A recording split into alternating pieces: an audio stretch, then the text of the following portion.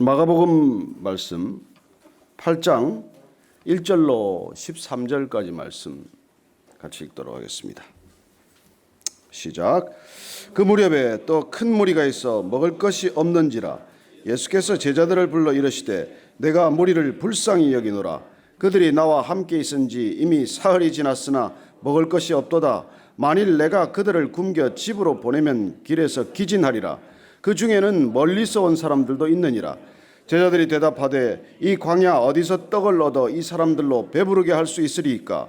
예수께서 물으시되 너희에게 떡 몇 개나 있느냐? 이르되 7이로소이다 하거늘 예수께서 무리를 명하여 땅에 앉게 하시고 떡 7개를 가지사 축사하시고 떼어 제자들에게 주어 나누어 주게 하시니 제자들이 무리에게 나누어 주더라. 또 작은 생선 2마리가 있는지라 이에 축복하시고 명하사 이것도 나누어 주게 하시니 배불리 먹고 남은 조각 7광주리를 거두었으며 사람은 약 4,000명이었더라. 예수께서 그들을 흩어보내시고 곧 제자들과 함께 배에 오르사 달마누다 지방으로 가시니라. 바리새인들이 나와서 예수를 힐난하며 그를 시험하여 하늘로부터 오는 표적을 구하거늘 예수께서 마음속으로 깊이 탄식하시며 이르시되 어찌하여 이 세대가 표적을 구하느냐? 내가 진실로 너희에게 이르노니 이 세대에 표적을 주지 아니하리라 하시고 그들을 떠나 다시 배에 올라 건너편으로 가시니라. 아멘. 오늘 이 말씀은 오병이어와 같은 기적이죠. 다시 칠병이어라고 부르는 기적을 일으키십니다. 장소는 달라요. 대상도 다릅니다. 오병이어를 일으켰던 무리들은 유대인이었지만 오늘 예수님께서 이 기적을 다시 베푸는 대상은 이방인들이에요. 우리는 7장에 보면은 수로보니게 여인을 낫게 하시는 그 딸을 귀신을 쫓아주시는 예수님을 보게 됩니다. 예수님께서는 이방인들의 믿음에도 응답하셨습니다. 예수님께서는 이방인들의 믿음에만 반응하실 뿐만 아니라 그들의 형편과 처지에 대해서도 사실 유대인들과 동일하게 가슴 아파하시는 것을 보게 됩니다. 오늘 2절 말씀을 보면 한번 다시 2절 말씀 볼까요? 시작. 내가 무리를 불쌍히 여기노라. 그들이 나와 함께 있은지 이미 사흘이 지났으나 먹을 것이 없도다. 예수님께서 왜 이 무리를 보고 지금 불쌍히 여기는 이 시간이 사흘이나 되었다고 말씀하실까요? 예수님께서 지금 이 사람들과 사흘 동안 말씀을 가르쳤다는 뜻 아닙니까? 예수님께서 이렇게 한 대상을 상대로 오랫동안 이 무리를 대상으로 말씀을 가르치시는 모습은 여기밖에 없어요. 사흘 동안 무리를 데리고 있었다는 것입니다. 그래 오늘 보니까 이 제자들을 불러서 내가 이 무리를 불쌍히 여긴다고 말씀하십니다. 이 불쌍히 여기는 마음은 복음서 곳곳에 나오는 표현이에요. 예수님께서는 사실 이 불쌍히 여기는 마음을 눈먼 소경을 보아도 그 마음을 느끼셨고 귀신 들린 아이를 보아도 그랬었고 그 아이를 놓고 애타하는 부모를 보아도 그랬었고 예수님께서는 이 불쌍히 여기는 마음, 컴패션, 그게 늘 마음에 있다는 것입니다. 여러분 떠나지 않고 예수님께 말씀을 배우겠다고 사흘씩이나 이렇게 붙어 있으면 저나 여러분 같으면 어떻겠어요? 성가시지 않겠습니까? 이제 언제 가나? 언제 가나? 여러분 이 여름철에 우리가 어디 여행할 때 남의 집에 가기를 주저하지 않습니까? 아무리 친한 집이라도 친척 집이라도 가서 사흘만 있으면 냄새나고 떠나기를 원하지 않습니까? 그래서 사실은 친구 집이나 친척 집에 가기보다도 우리는 호텔이나 무슨 다른 숙소를 오히려 선호하지 않습니까? 사실 사람과 오래 있다는 거 힘든 일이거든요. 근데 예수님께서는 지치고 고난 몸이지만 그들을 가르치는데 무려 사흘씩이나 지금 같이 있었다는 것입니다. 예전에 우리 한국에 보면 말씀 사경회를 할 때 참 전국 각지에서 모여서 양식 가지고 이거 지고 해서 이때랑 꼭 마찬가지예요. 와서 말씀을 이틀씩 사흘씩 사경회 부흥회라는 걸 하지 않았습니까? 그때 뭐 경제가 넉넉했습니까? 집이 부유했습니까? 먹을 것이 없었지만 다 형편이 어렵고 힘들었지만은 그 말씀을 사모하는 마음, 말씀을 듣겠다는 마음, 진리를 향한 갈망, 예수님을 향한 사랑은 지금보다 훨씬 뜨겁고 깊었던 것을 기억합니다. 어떻게 걸어서 하루 이틀 사흘씩 길을 마다 않고 그 말씀을 듣겠다고 오십니까? 여기 우리 지금 교회 주차 시설이 없다고 그냥 뭐 한두 번 왔다가 떠나는 사람도 많은데 걸어서 말이죠. 며칠씩이나 그 말씀을 들으러 갔다는 것입니다. 오늘 보니까 이 이방인들의 말씀에 대한 열정을 이 단 한마디 표현에서 우리는 보게 됩니다. 유대인들은 믿고 따르는 사람도 있었지만은 대부분 기적을 보고 따랐던 사람들이고 아니면은 또 기적을 보고도 믿지 않았던 악독한 사람들이 많았지만 오늘 이 이방인들은 간절한 믿음으로 그 딸을 고쳐주는 어머니를 보았을 뿐만 아니라 이 말씀을 듣겠다고 사흘씩이나 예수님 곁을 떠나지 않는 사람들을 보게 됩니다. 그래서 이제 헤어질 때가 되었는데 그냥 헤어질 수도 있는 일 아닙니까? 근데 예수님께서 그들의 이 필요를 보시고 또 그들의 배고픔을 그냥 지나치지 않으셨다는 것입니다. 이게 예수님의 마음이라는 것이죠. 대상이 누구건 그들을 보고 이 불쌍히 여겼다는 표현은 사실 원뜻은 이렇게 창자가 끊어지듯이 아프다는 표현이에요. 여러분 누군가를 보고 그런 마음을 느껴보신 적이 있습니까? 우리 주위에 누군가를 놓고 서로 가족을 놓고도 그런 아픔을 느끼는 일이 흔치 않는 일이에요. 그런데 예수님은 대상이 누구건 유대인이건 이방인이건 믿음을 보시고 그 믿음의 갈망을 가지고 말씀을 갈망하는 그 모습을 보실 때 그런 마음을 느끼셨다는 것입니다. 물이 없는 목자 같은 백성들을 보고 지도자 없는 백성들을 보고 아니 지도자가 있기는 있지만 그 지도자들에게 늘 착취당하고 이용당하고 억압당하는 무리들을 보고 그런 애통한 마음, 그런 불쌍한 마음을 가지셨다는 것입니다. 우리가 예수님을 닮아간다는 것, 예수님을 따라간다는 것은 사실 이 마음이 우리 속에 생기기 시작하는 것이죠. 그전엔 그렇게 보지 않았는데 아니 그저 그렇게는 보이지 않을 뿐만 아니라 오히려 밉고 성가시고 귀찮고 그런 사람들이었는데 그 사람들이 점점 눈앞에 어른거리고 때로는 기도하면 그 사람들 얼굴이 떠오르고 그 사람들의 형편이 안 됐고 그리고 그 사람들이 불쌍하다는 것입니다.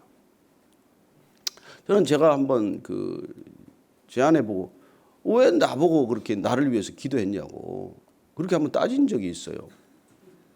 내가 뭐 사는 게 어때서 내가. 그랬더니 어느 날부터 제가 불쌍해졌다는 거예요. 그렇게 밤마다 술을 먹고 와서 의식도 없이 쓰러져 자는데 저러다 죽으면 어디로 갈 텐데. 저러다 죽으면 지옥 갈 텐데. 그래서 이제부터 불쌍한 마음이 들어서 그 발을 붙들고 기도를 했다는 거예요. 제발 이 발이 술집 좀 그만 가고 교회로 가게 해달라. 아니 이 발 제발 자기 원하는 대로 가지 말고 주님이 원하는 대로 가게 해달라. 그런 아주 이상한 기도를 했다는 거예요. 무엇 때문에 그런 기도를 해가지고 제가 지금 여기까지 섰는지는 모르겠습니다만. 근데 그 기도의 출발점이 어디냐면 불쌍한 마음이에요.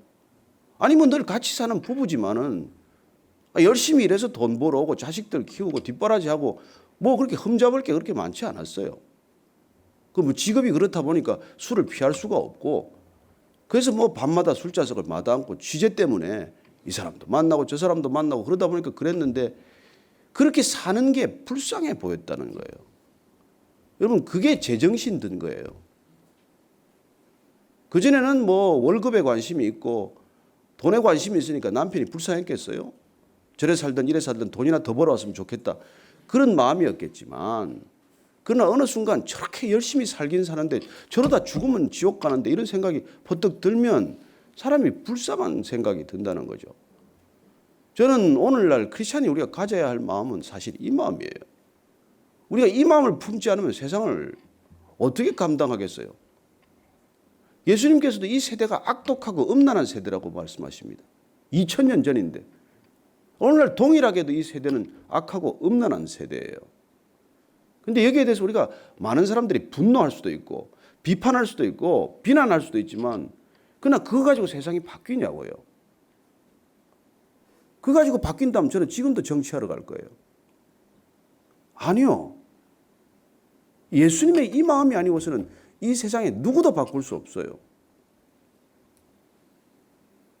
억압할 수는 있고 잠시 못하게는 할 수 있고 벌을 주고 감옥서 보내고 그냥 사형을 집행하고 하면은 두려워서 안 하는 채는 하지만은 사람의 속이 어떻게 바뀝니까? 예수님께서 그들을 불쌍히 여기셔서 그렇게 먹이겠다고 결정하신 것이죠. 또 없어요, 먹을 게. 근데 이번에 제자들한테 묻습니다. 너희들 가진 게 뭐 있냐? 이제 떡 7덩어리를 내놓는 것이죠. 동일하게 물고기 2마리하고 합쳐서 주님께서는 축사하시고 4,000명을 이번에 남자만 4,000명을 먹이셨습니다. 그리고 예수님께서는 2가지 형태의 기적을 일으키세요. 간절한 믿음을 보시고 기적을 허락하실 때가 있습니다. 그러나 일방적으로 예수님이 가지신 이 긍휼한 자비, 예수님께서 정말 창자가 뒤틀리듯 그렇게 안타까운 마음 때문에 일방적으로 기적을 베푸신 것이죠. 이 무리들이 지금 예수님한테 지금 말씀 듣는 것만으로도 좋겠어 뭘 먹을 걸 달라고 요구하지 않았습니다. 그러나 예수님께서는 그들의 마음을 보시고 그 깨끗한 마음, 말씀을 갈망하는 순전한 마음, 그 마음을 보시고 떡의 필요까지 채워주셨다는 것입니다. 요구하지 않았지만 저는 우리 하나님이 그렇게 우리를 채우신다고 믿습니다. 우리가 우리 먹을 것을 그렇게 구하지 않아도 우리가 정말 하나님을 사랑하고 말씀대로 살려고 몸부림치면 하나님께서 이건 채워주는 걸 경험한다는 것이죠. 뭐 그렇게 부자로 채워주는 건 아닐 거예요. 그냥 때로 쏟아부어 주듯이 물질적인 축복을 하지는 않으실지 모르지만 우리가 살아가는데 부족하지 않고 살아가는데 비천하지 않고 살아가는데 수치를 겪지 않을 만큼의 물질적인 것은 허락한다고 믿습니다. 왜냐하면 우리를 불쌍히 여기는 마음이 있기 때문이죠. 내 자녀를 불쌍히 여기는 마음이 있기 때문에 주님께서는 그렇게 베푸신다고 믿습니다. 오늘 이 기적을 베푸시고 주님께서는 다시 오늘 바리새인들과 맞닥뜨리는 것을 보게 됩니다. 오늘 11절 말씀 다시 한번 읽겠습니다. 11절 12절 말씀 시작. 바리새인들이 나와서 예수를 힐난하며 그를 시험하여 하늘로부터 오는 표적을 구하거늘 예수께서 마음속으로 깊이 탄식하시며 이르시되 어찌하여 이 세대가 표적을 구하느냐 내가 진실로 너희에게 이르노니 이 세대에 표적을 주지 아니하리라 하시고 예수님께서 사실은 이 두로와 시돈 그다음에 갈릴리 북부 지방 데가볼리라고 하는 이 이방 지역을 쭉 지금 다니고 계세요. 그러시다가 이제 다시 갈릴리를 건너편으로 오늘 달마누다 쪽으로 갔다고 되어 있는데 그쪽은 이 지금 지명이 남아 있질 않아요. 그래서 대개는 마가단이라고 또 복음서에는 기록이 되어 있고 그래서 그 막달라 마리아 할 때 막달라 그 지방을 지금 두고 얘기하는 것으로 보입니다. 예수님께서 그런 이방 땅을 다니시다가 그곳에서 동일하게 기적을 베푸셨고 동일하게 그 이방인들도 사랑하셨고 그리고 주님께서는 사실 누구를 개의치 않고 다 사랑하시는 것이죠. 그리고 그들과 시간을 보내신 뒤에 다시 이 지방으로 왔더니 오늘 바리새인들이 나와서 예수님을 다시 시험하고자 합니다. 자, 오늘 이 바리새인들의 태도와 이 이방인들의 태도 내지는 제자들의 태도를 우리는 한번 비교해 볼 필요가 있습니다. 제자들은 어떤 사람들입니까? 사실 예수님을 제대로 믿지 않는 사람들이에요. 따르기는 따르지만 예수님을 따라 나서기는 했지만 그들은 끝까지 예수님을 온전히 전적으로 신뢰하지 못했던 사람들입니다. 그게 나중에 실패하는 이유예요. 근데 바리새인들이나 사두개인들이나 이 제사장들은 어떤 사람들입니까? 이 사람들은 안 믿기로 결정한 사람들이에요. 여러분 우리가 우리 안에 벌써 믿음의 태도는 결정되어 있어요. 두 가지 믿음을 보게 됩니다. 하나는 그냥 액면과 조건과 무슨 아무 거침이 없이 믿기로 결정하는 믿음의 태도가 있고, 무슨 말을 하든 무슨 행동을 하든 거부하고 믿지 않기로 결정한 믿음이 있다는 것입니다. 우리는 보통 후자의 믿음을 의심이라고 해요. 의심하기로 결정한 것입니다. 그 의심하기로 결정한 태도도 믿음의 종류예요. 나는 저 사람이 무슨 말을 해도 안 믿을 것이다. 저 사람은 절대 믿을 수 없는 사람이다 라고 믿겠다고 결정한 거예요. 그래서 그런 태도가 결정이 되면 그 사람이 무슨 말을 하건 무슨 표정을 짓건 다 의심하는 것이죠. 자, 그래서 우리 안에는 이미 믿음의 태도가 결정이 되어 있어요. 보통 그렇게 의심하기로 결정한 믿음의 태도를 우리는 신념 또는 확신이라고 표현합니다. 분명한 자기 나름대로의 신념이 있어요. 저 사람은 안 된다. 그래, 어느 쪽이 옳습니까? 오늘 예수님의 이 태도에 대한 말씀을 보면은 그 태도, 믿지 않기로 결정한, 그 의심하기로 결정한 굳은 신념과 확신을 악하고 음란한 세대의 특징이라고 말합니다. 우리는 이 동일한 본문이 마태복음 15장, 16장 1절에서부터 보게 됩니다. 거기를 보면 이 세대를 부를 때 악하고 음란한 세대라고 부르는 것입니다. 그때 예수님께서 음란하다고 한 건 지금 우리가 음란하다고 하는 뜻이 조금 다를 수 있어요. 영적으로 음란한 세대라는 것입니다. 영적으로. 우상도 섬기고 하나님을 떠나지도 않고 이것도 좋고 저것도 좋고 하는 것을 우리는 지금 정함이 없는 마음이라고 표현하지만 예수님께서는 더 직설적으로 더 혹독하게 그 영적인 음란이라고 말하는 것입니다. 하나님 한 분만을 믿지 않기로 결정하고 여기도 결정하고 저기도 결정하고 여기도 좋고, 여러분 그런 영적 음란 상태에 있는 곳이 사실은 일본이고 인도고 수많은 이 종교적으로 혼탁한 국가예요. 우리나라는 어떻습니까? 우리나라도 심히 음란한 나라예요. 그래서 이 세대는 끊임없이 표적을 구한다는 것입니다. 예수님은 이미 많은 기적을 베푸셨어요. 근데도 왜 바리새인들은 또 내가 메시아라는 표적을 보이라고 말합니까?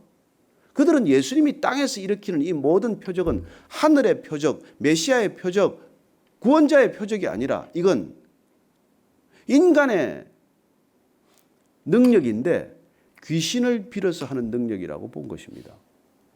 그래서 이 사람들은 예수님이 바알세불을 지펴서 귀신의 힘을 입어서 이런 능력을 베푸는 것이고, 이건 메시아의 능력이 아니고 하나님의 능력이 아니고 이건 땅의 능력이라고 규정한 것이죠. 그렇게 믿기로 결정한 것입니다. 그래서 예수님이 무슨 일을 일으키든 이건 하늘로부터 오는 표적이 아니기 때문에 다시 예수님께 요구합니다. 하늘로부터 오는 표적, 메시아의 표적을 우리에게 보여주시오. 예수님께서 이 어이없는 요구에 대해서 말씀하십니다. 이 악하고 음란한 세대, 내가 보여줄 것은 요나의 표적밖에 없다고 말씀하십니다. 동일한 본문을 마태복음에서 조금 더 상세히 기록을 하고 있죠. 요나의 표적은 어떤 것입니까? 우리가 요나서를 보면 알겠지만은 주님의 명령에 복종하지 않고 니느웨로 가라는 명령에 불복종하고 다시스로 가겠다고 갔다가 결국 풍랑을 만나서 고래 뱃속에서 사흘간 고생했다는 그런 선지자의 이름 아닙니까? 예수님께서는 왜 그 요나의 이름을 들어서 말씀하시겠습니까? 그분이 보여줄 표적은 요나의 표적밖에 없다고 하실 때 예수님은 뭘 말씀하십니까? 내가 사흘간 십자가에 못 박히고 죽어서 사흘간 고래 뱃속 같은 땅 속에 묻혀 있다가 다시 일어날 것을 말씀하십니다. 예수님 말하는 그 표적, 내가 보여줄 수밖에 있는 표적이 이제 요나의 표적밖에 없다고 말씀하시는 것은 죽음의 표적, 십자가의 표적, 부활의 표적 밖에는 남아있지 않다는 것이죠. 이들에게는. 그러나 사실 이들은 그 표적을 보고도 믿었습니까? 아니죠. 정말 끝까지 악한 세대는 믿지 않습니다. 그래 우리가 지금 믿음의 길을 다 같이 떠난 사람들입니다. 믿음이란 무엇입니까? 불신이란 무엇입니까? 믿음이란 하나님을 전적으로 신뢰하는 일 아닙니까? 불신이란 세상의 모든 믿음을 가졌어도 하나님을 거부하는 태도 아닙니까? 그 태도가 우리 인생의 갈림길을 만든다는 것입니다. 얼마나 이분들이 하나님을 열심히 섬긴다고 주장했습니까? 그러나 그들은 끝내 예수님을 거부하고 맙니다. 오늘도 보면 그 표적을 구하다가 예수님께서는 13절 말씀, 오늘 말씀의 결론입니다. 그들을 떠나 다시 배에 올라 건너편으로 가시니라. 예수님께서 정말 그들을 떠났다는 표현이 저는 너무 이렇게 가슴이 좀 안타까운 마음으로 다가오는 거예요. 예수님이 그들을 떠나셨다는 것입니다. 저는 여러분들이 예수님을 떠나지 않게 되기를 바랍니다. 그리고 예수님도 여러분들을 떠나지 않게 되기를 바랍니다. 예수님은 우리의 믿음 가운데 거하십니다. 예수님은 우리의 믿음을 보고 응답하십니다. 예수님은 우리의 믿음에 신실하게 반응하시는 분이십니다. 저는 그 예수님이 우리를 떠나지 않게 되기를 바랍니다. 오늘 이 아침에도 예수님과 함께하는 아침, 예수님과 함께 시작하는 하루 되기를 축복합니다. 오늘 기도할 때 그런 예수님 우리에게 다가오셔서 끝까지 주님의 신실하심과 진실하심을 우리에게 부어주시는 것을 감사할 수 있게 되기를 바랍니다. 그리고 믿음 없는 이 세대를 향하여 우리가 애통하는 마음 갖게 되기를 바랍니다. 우리 그 마음 놓고 기도하고 이 나라 이 민족을 위해서 기도하고 한국의 흔들리는 교회들을 위해서 기도하고 우리의 가족들을 위해서 기도하고 주위에 주신 친구들을 위해 기도하고 그리고 무엇보다도 나 자신 주님의 붙들린 믿음 되게 하여 주옵소서. 그렇게 함께 기도하겠습니다. 하나님 아버지, 주님이 세대를 말씀하실 때 악하다고 말씀하십니다. 음란하다고 말씀하십니다. 주님, 이 악하고 음란한 세대를 향하여 주님 질책하십니다. 이 패역한 세대를 향하여 질책하십니다. 주님, 우리의 믿음을 보시고 주님 반응하시고 응답하시고 그리고 그 믿음을 통해서 주님께서는 기적을 베풀어 주실 줄로 믿습니다. 많은 믿음의 사람들이 기적을 경험했습니다. 우리가 경험하는 기적은 얼마나 놀라운 기적입니까? 내가 죽고 내 안에 그리스도가 사는 기적보다 더 큰 기적이 어디 있습니까? 주님, 그 기적만으로 만족하게 하여 주옵소서. 말씀이 우리에게 주는 놀라운 능력, 내가 나를 어찌할 수 없는 그 안타까움 가운데서도 주님은 말씀 가운데 내가 죽고 날마다 내가 죽고 날마다 내가 그리스도와 사는 것을 경험하게 하셨습니다. 주님, 그 기적만으로 족합니다. 그 기적만으로 주님 제가 새롭게 오늘 하루 힘을 얻고 일어설 수 있습니다. 어제의 나로 살지 않게 하시고 내일의 나를 염려하지 않게 하시고 오늘의 나로 살게 하여 주옵소서. 오늘 주님과 함께 동행하는 하루 되게 하여 주옵소서. 오늘 온전히 주님 안에 거하는 하루 되게 하여 주옵소서. 믿음에서 믿음으로 나아가게 하시고 믿음으로 우리를 온전케 하시고 믿음 안에서 주님과 함께 다시 비상하는 날아오르는 하루 되게 하여 주옵소서. 하나님 아버지, 여전히 주님께서 말씀하셨던 이 세대 또한 악하고 음란한 세대입니다. 주님, 그 세대를 보고 애통해 하시는 주님의 마음 우리도 품게 하시고 저들을 위해도 함께 기도할 수 있게 하여 주옵소서. 나라와 민족을 위해서 날마다 기도하는 까닭, 하나님 이 땅 가운데 주신 수많은 교회를 위하여 품고 기도하는 까닭, 주님이 애통해 하시는 그 마음 때문입니다. 다시 한번 우리에게 거룩한 믿음 부어주셔서 오늘 하루 주님의 믿음과 함께 걸어가는, 오늘 믿음과 함께 시작하는 하루 되게 하여 주옵소서. 이제는 우리 구주 예수 그리스도의 은혜와 하나님 아버지의 무한하신 사랑과 성령의 교제케 하심이 오늘 악한 바리새인들과 사두개인들과 그 대제사장과 서기관들과 율법학자들의 믿음이 아니라 온전히 주님으로부터 비롯된 믿음, 주님이 부어주신 믿음, 그 믿음으로 오늘 하루 다시 삶을 결단하는 이 자리에 고개 숙인 모든 믿음의 지체들 위해 지금부터 영원까지 함께 하시기를 축원하옵나이다. 아멘.